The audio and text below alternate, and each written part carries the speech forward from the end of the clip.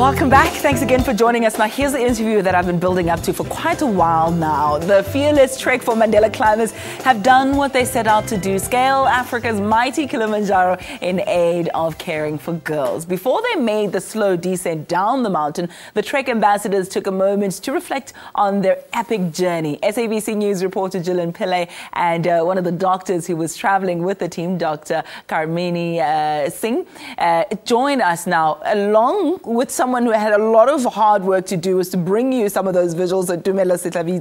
He's our cameraman here. Ladies, gentlemen, thank you so much for joining us. Thanks, Amanda. I spoke to you about this just a moment or two ago, Gillian, and say, how was it? You said to me, hard. And you said hard quite a lot as well. So I take it was hard. It was the hardest thing, I think, the team, because we represent the team. It's the hardest thing anyone has had to do.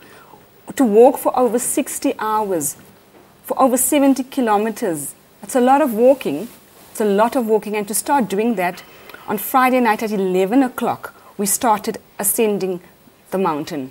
And we reached the top at 5:30 Saturday morning, 5:30. And when you're at that top, Gilman's Point, you still got to walk 2 hours to get to Uhuru Peak. But by that time, you are fatigued. You don't have anything left. And the air is so thin, so you're having this heart palpitations, difficulty breathing, you're having nausea, and you got to pull something from somewhere, from your soul, from the depths of your being, to get you to the 200 meters of Uhuru Peak.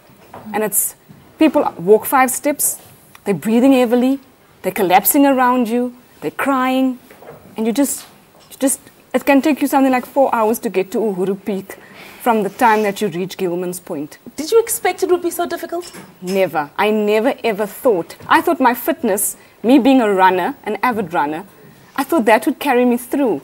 But it's good that no one tells you how hard it is, because I think then the fear would be more visible. If you go through the motion step by step, you know, I think it's a better experience just to go through it without knowing how truly grueling an arduous journey. So you've ruined it for me now.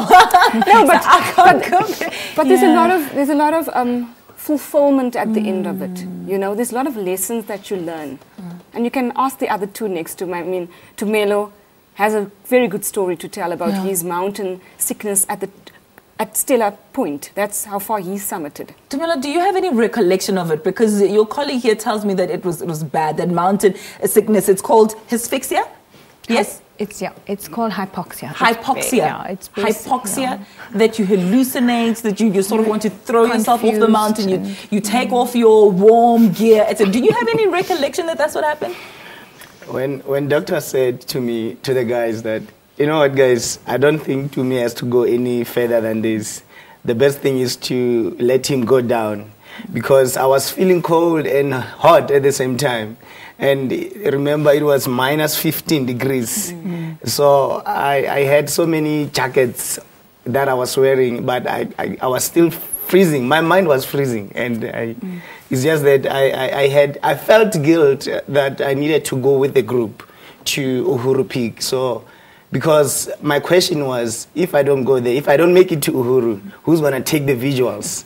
And who's going to be there for the team?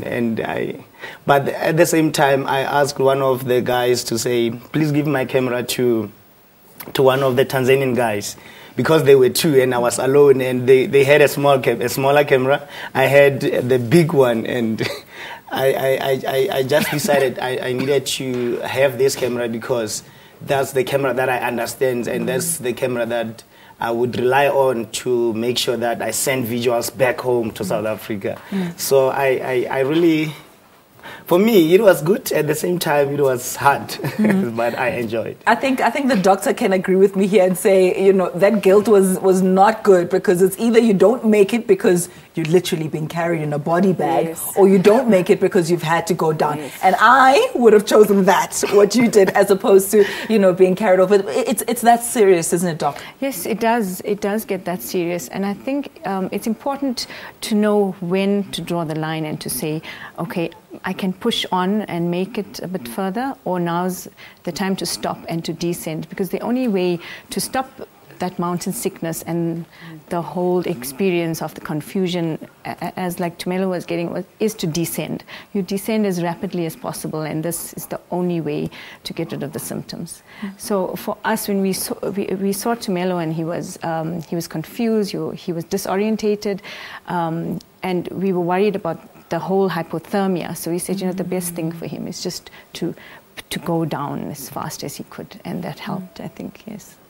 Do you find that some people try to be the, I'm going to quote here, the hero and say, no, well, I can hear what my body is telling me, and your friends around you can also see that your body is clearly, visibly not taking it. So it's no longer a mind over matter issue, but they press on nonetheless because of whatever design, and perhaps don't make it. Yes, no, it does happen. And we had our entire group of people, we had such strong personalities coming through, fitness freaks. We also had the ones who had not trained, okay?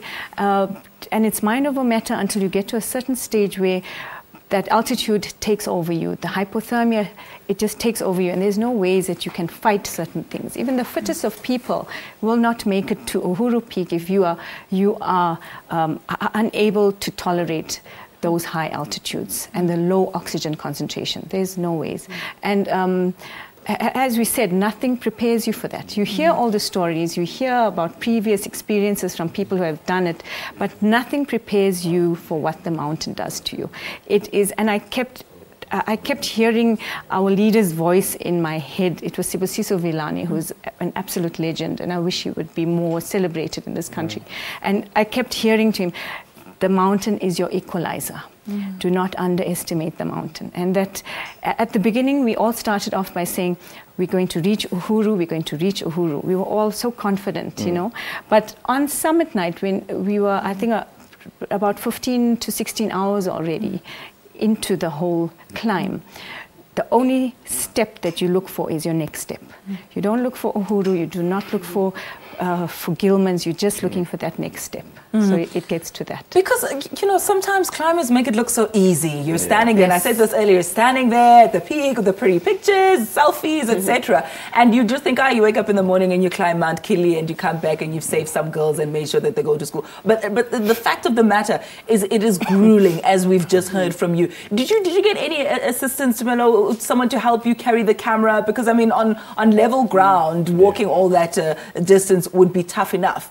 With the altitude, with the ascent, and with the heavy baggage. Just talk to us a little bit about the logistics.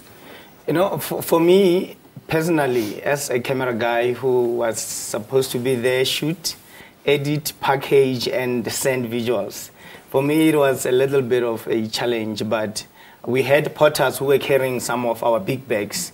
But I had my backpack I had water, I had some snacks, but most of the time I was running up and down because I had to run past the guys, the whole group, and wait for them to get into the shots and get all the kind of shots that I needed. And they would go past me, and then I would wait, have them into the shot, and then run again and wait for them all the way. And we were walking, having carried all those heavy equipment.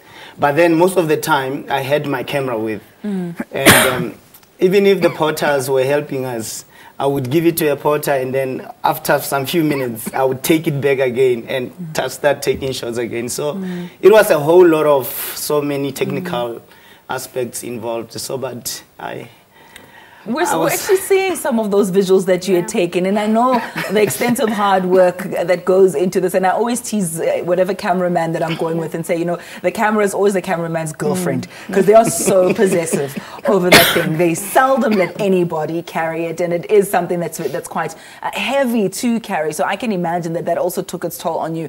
But Gillian, just coming back to something that you touched on a little bit earlier as well, in terms of the preparedness of it. You said, it's better to go in there with just enough to get you through, but not all the information that you need there. But if someone is at home and they're saying, I'm going through so much in my life that I just think this would be symbolic, maybe, if I were to summit Mount Kilimanjaro, maybe that would just, enter in a new area of my life, etc. Would you advise them to do that? I think you know, people have different strengths. People do different things to find significance in their lives. For the ambassadors, you know, going up one of the highest points in Africa was a statement to free the girls. Uhuru in Swahili means freedom. For us to go to that point to free a girl from a very dehumanizing situation was something very profound. Yes, Kilimanjaro could give you something. It's given us something. Everyone has a personal account. We are all renewed in some way after having embarked on that journey. So I wouldn't say every South African or every person in the world must do that, but there are different things that you can do to add symbolism and significance to your life. I mean, if you could talk to any of the team climbers and you could find out how it's transformed them and, you know, this new reflection and this reinvigoration. We could go and run the convoys now. That's how we feel.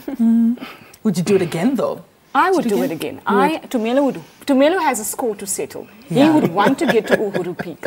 I would go because I'd want to tell the personal story of the climber. Now we know what the technical difficulties are.